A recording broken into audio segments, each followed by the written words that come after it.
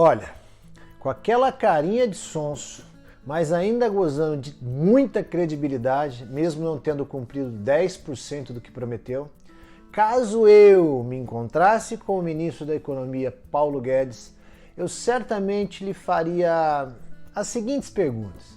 Acho que elas podem até te interessar. Bom, vamos começar então pelo ano de 2018. Naquela época, o senhor Paulo Guedes havia feito a promessa de zerar o déficit fiscal em um ano, ou seja, ainda em 2019. E o que se viu na realidade foi que o déficit em 2019 foi de 95 bilhões de reais. O que será que aconteceu? E as privatizações? Bom, ainda lá em 2018, a promessa do senhor Paulo Guedes era de que o Brasil teria R$ 1 trilhão em privatizações. Mas, ainda em 2019, mudou para daqui a pouco, abre aspas. Vamos começar a privatizar 2, 3 ou 4 peixes grandes, fecha aspas. Ainda em 2019, o senhor Paulo Guedes prometeu arrecadar 2 trilhões com a venda de imóveis da União. E até hoje não se ouviu falar em um tostão arrecadado com isso. Ainda em 2019, em março, o senhor Paulo Guedes teria dito, abre aspas, em 14 semanas vamos anunciar privatizações que vão mudar o Brasil, fecha aspas. E no fim de dezembro de 2020, portanto, 2 anos depois, o senhor Paulo Guedes sustentou, abre aspas, em 30, 60, 90 dias vamos anunciar 4 grandes privatizações, fecha aspas. O que está pegando, hein, meu querido? Onde estão essas privatizações? Mas pior do que praticamente não ver privatização alguma, foi ver o governo criar mais uma empresa estatal, a Nave Brasil, gerando muito mais gastos para o país sob a justificativa de que se privatizaria a Infraero. Mas, como todos sabem, e se não sabem eu falo, isso também não aconteceu. Aliás, poucos brasileiros sabem, e muitos acham que privatizar é algo assim muito difícil. Mas há empresas estatais brasileiras que dão inúmeros prejuízos para o país e que não precisam sequer da chancela do Congresso para serem privatizadas. Como exemplo, a IBC, a Valec, a própria Infraero, a Transurb e muitas outras. Ou seja, para mim, o que falta é vergonha na cara e vontade política mesmo. Agora vamos falar um pouco das reformas. Eu acho que é bom a gente recordar também. Em julho de 2019, o senhor Paulo Guedes teria dito que a reforma administrativa iria acabar com os chamados privilégios e que seria enviada até no máximo novembro daquele ano. Verdade. Ela até foi enviada, mas adivinhe. Ela foi apresentada, galera, sem mexer um centavo sequer ou até mesmo em qualquer privilégio da elite do funcionalismo público brasileiro, que é o legislativo e o judiciário. E sabe qual foi a desculpa do ministro? Que o governo, ou seja, que o executivo não poderia pôr o dedinho nos outros poderes.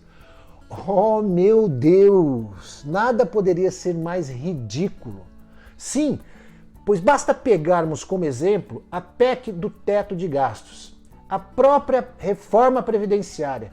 Todas essas iniciativas partiram do governo, ou seja, do executivo, e mexeram nos outros poderes. Ou seja, esse governo é de fato uma farsa. Mas não acabou não. Em novembro de 2019, o senhor Paulo Guedes teria dito que iria apresentar a reforma tributária em 2 ou 3 semanas. E até hoje, nada, não é mesmo, Paulinho? Peraí, sejamos justos, vai. O senhor enviou 1/4 da proposta da reforma para análise dos congressistas. É verdade, ok. 1/4, hein? Talvez por isso, agora eu entendi. Por isso que volta e meio os brasileiros são molestados aí com promessas de uma nova CPMF, taxação de livros, imposto do pecado, como se fosse função do governo definir moralmente aí, por meio de tributos, aquilo que o brasileiro deve ou não deve consumir. Espertinho o senhor é. Mas vamos lá, senhor ministro, E agora, em meio a uma severa pandemia, por que o governo federal vetou recursos para o desenvolvimento da vacina nacional lá da USP de Ribeirão Preto, propagandeada pelo ministro da Ciência e Tecnologia, Marcos Pontes? Recursos que estavam previstos no orçamento deste ano. Será que a vacina não é mesmo importante? Vocês continuam não entendendo? Senhor ministro, o senhor ainda acha que os 4, 5 bilhões seriam suficientes para aniquilar o vírus e a segunda onda, como o senhor previu no passado? Quanto o povo brasileiro já desembolsou após a sua previsão, fruto do negacionismo do governo federal? A propósito, o que o senhor tem a dizer sobre o relatório do Tribunal de Contas da União, que indicou 21 irregularidades orçamentárias relacionadas à pandemia? O senhor, por acaso, teve acesso ao relatório?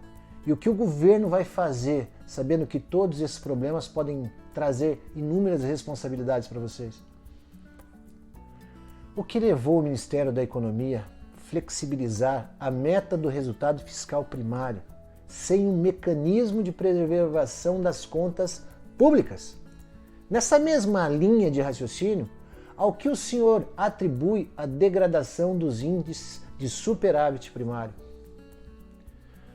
Enfim, por razões óbvias, em 2020, o senhor ministro Paulo Guedes disse que não prometeria mais nada.